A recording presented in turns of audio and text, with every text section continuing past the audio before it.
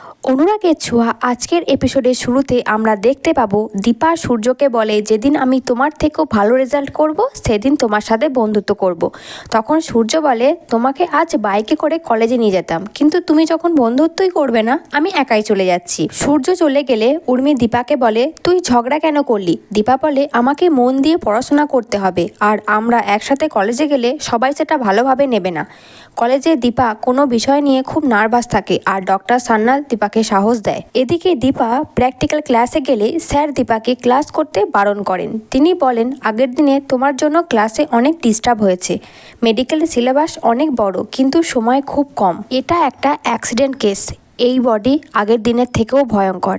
এমন সময় ইরা এসে বলে, ম্যানেজমেন্ট থেকে সিদ্ধান্ত নেওয়া হয়েছে তোমার ক্লাস করা হবে না।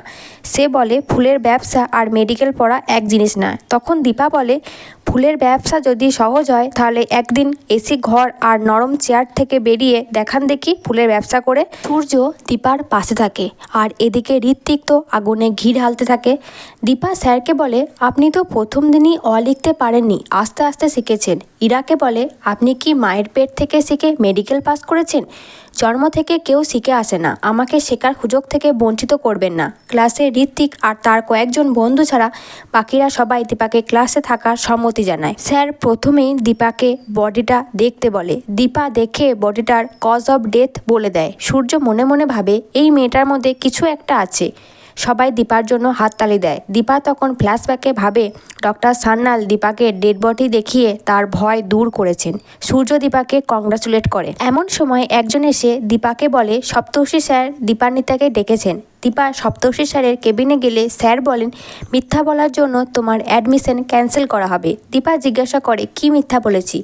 সপ্তর্ষি স্যার তখন দীপাকে সূর্য আর তার বিয়ের প্রিন্ট আউটটা দেখায়। দীপা বলে, আমাদের বিয়ে হয়েছিল ঠিকই, কিন্তু আমাদের ডিভোর্স হয়ে গেছে। সপ্তর্ষি বলেন, তাহলে তুমি ওদের বাড়িতে কেন?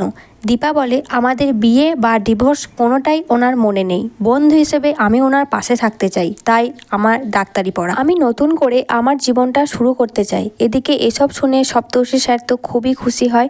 দীপা ক্লাসে ঢুকতে গেলে সূর্যের সাথে ধাক্কা লেগে যায়। সূর্য দীপাকে দেখে তার চোখ দুটো আবারও খুব চেনা মনে হয়। দীপা বলে, একবার মাথায় টোকা লাগলে শিং গজায়, তাই আবারও তারা দুজনে মাথায় একসাথে টোকা মারে। এবার কি আমরা দীপার প্রতি সূর্য সেই পুরনো প্রেমটাকে দেখতে চলেছি?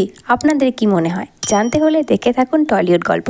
আর অনুরাগের ছোঁয়া পরবর্তী এপিসোডগুলি দেখার জন্য আমার চ্যানেলটিকে সাবস্ক্রাইব করে পাশে থাকা বেল আইকনটি ক্লিক করে রাখবেন।